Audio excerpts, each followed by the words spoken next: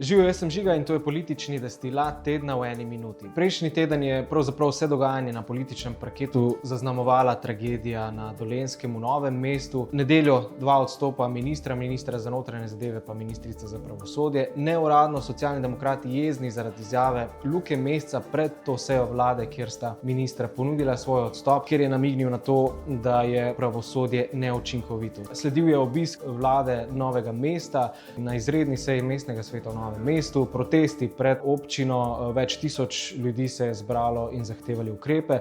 Vlada je na to napovedala Šutarjev zakon in premier je v naših večernih oddajah napovedal, da bodo te ukrepe obravnavali že ta teden na seji vlade, sprejeti pa da bodo do konca novembra. Predsednica države Nataša Pirc Musar je zahtevala sklic izredne seje, kjer bo predstavila svoje stališče. Ta seja je na sporedu danes in pa tudi opozicija zahteva izredno sejo na to tematiko in pričakuje tudi proteste, ko bo na sporedu ta seja.